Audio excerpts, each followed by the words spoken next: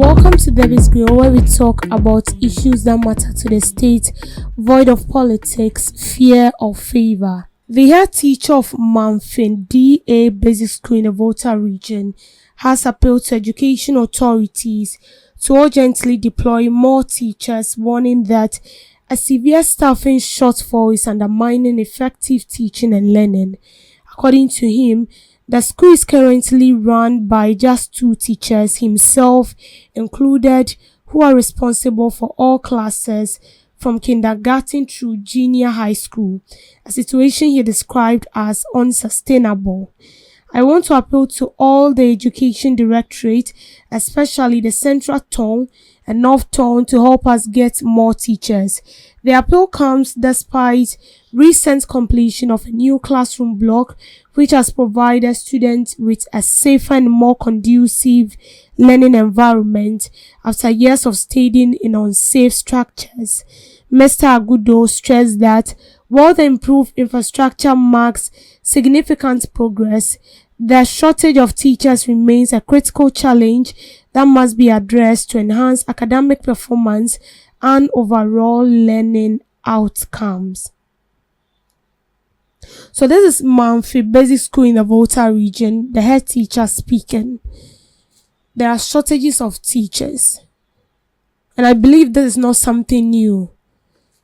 And Mafi Basic School is not the only basic school that I would say they are in need of teachers.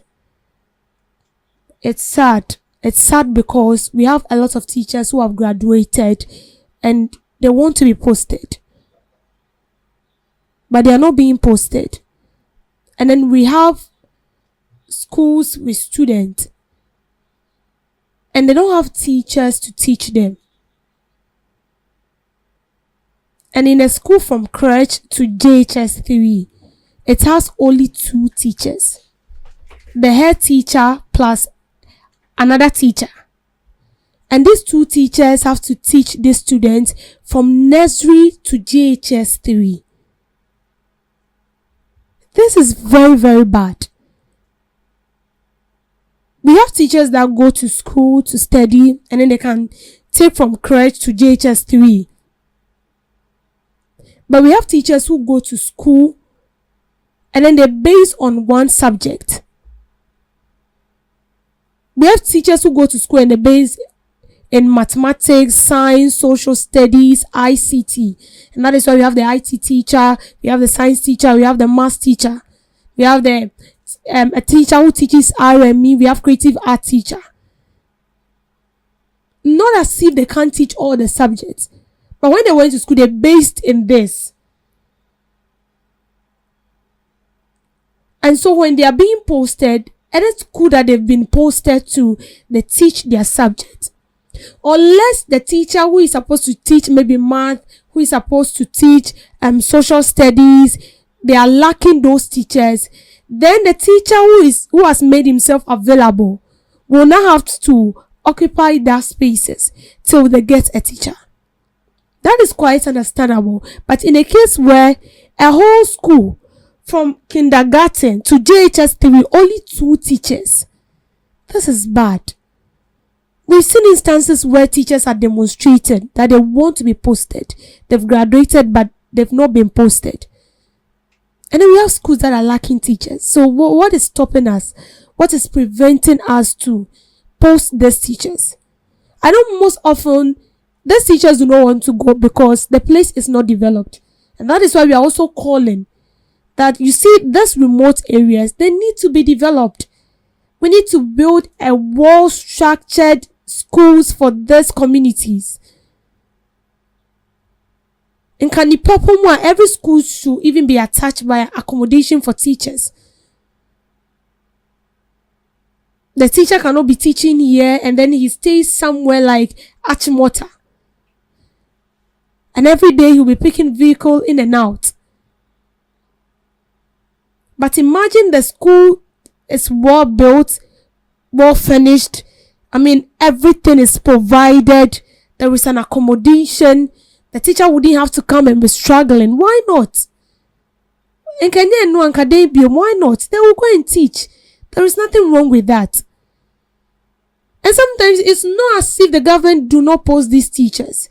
They post them, but they go back to, forge things behind, and they'll be reposted. Especially teachers. So I had a colleague who never went to the northern region, and he was being posted to the northern region. He went like 1 week. So sometimes it's not as if most of these people do not want to go there, but we have people who have stayed their whole life in Accra. They don't know how it feels like to go to other places, other remote areas. They can't just relate. So such a person, what do you know, because they see no reason why would I be raised in Accra where there is quota everywhere? I don't need to struggle. I can even take trotro from here to this place, and then you are posting me to a place I'll have to walk like 30 miles for me to get to a place to teach on ye. And so they go back to forge things behind so that they will get reposted. So all these are things that needs to be addressed to get these people on board. Because no teacher would like to go to a school and then struggle.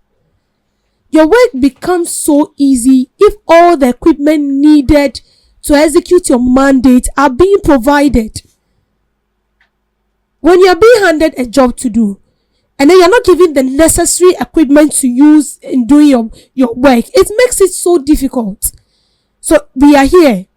We are all presenters. We are journalists. We use the laptop. We use the microphone. We use the camera. We use the console. So imagine I come here to broadcast and the console is not here. The microphone is not here. It makes the work so difficult. That doesn't mean that the person is no good. You are good. But the equipment to help you and bringing out the best is not there. It's a major money thing.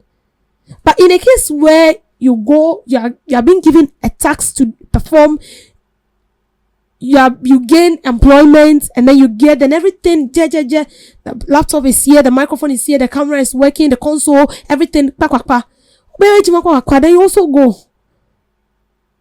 But when you don't get the things, it makes it so difficult. It makes the work tiring and frustrating in a way. Because teaching a Jumano, I always say this, it's a calling. Every institution you find yourself, whatever you find yourself doing, I believe is a calling. You were called to do that, and that is why you do it effortlessly. Me sitting here, I'm not called to teach. Because I don't have that heart. Keep quiet. Sit down. But we have people who are called to do that. No. Although the person is called to do that, there are things that will help you to work effortlessly and then bring out the best. Because the people you are going to handle, they are future leaders. They are not just mere children who are so naive. No. Those are children that will become presidents in future, doctors in future, pilots, nurses. Most of them will still become a teacher. Most of them become journalists, press, and a whole lot. Ambassadors to other countries. So you're not just teaching mere students. You are teaching future leaders. How do you teach future leaders to take up a role of the elders today when the needed equipment are not made available? So I feel like, you see, this whole issue about when we post people, they don't go in the health sector. When we post nurses, they don't want to go in the teaching field. When we post teachers, they don't want to go. There is more to it. There is more to it.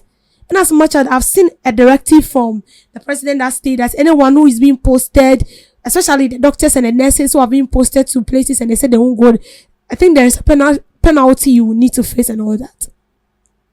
There is nothing wrong with that. But at least, let's consider certain things too. You are posting someone to work in a community where there is no light, a community where the network is bad, a community that when you want to talk to someone, you have to be climbing trees. You have to be tying your phone around. It frustrates your living condition in that same community. Okay, Jumakra, you don't go with sound mind. You are posting someone into a community where accommodation they will have to go and rent and all that. And where you've rented plus where you work is very, very far.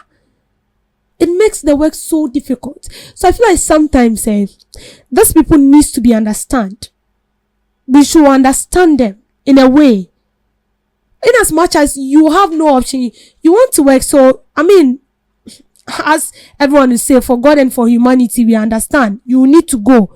But at least your well-being is also needed.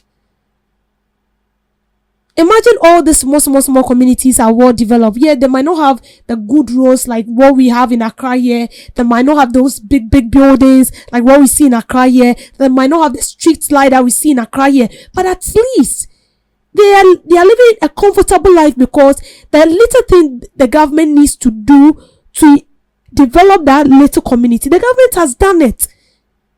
So the road wouldn't be so much like what we have here, but at least the roads are constructed. The building wouldn't be so luxurious like what we have in Accra here, but at least they have a good home they can lay their head to sleep or for rest.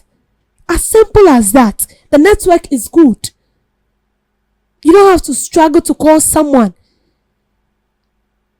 It's not in a place where I didn't want to be intimate feel. When it's happened like that, the frustration is so much. And aside all this, see, one thing I'll tell this fresh graduate from the university, whether in the health sector or in the teaching field, what I'll tell you is that, see, working in these remote communities comes with a great advantage you have no idea of. You see the way you're buying water here? Every second you buy water. Sometimes where you've rented, there is no washroom, you still have to go and pay. If you go to these remote areas, you're not going to see anything like that. Food. Oh.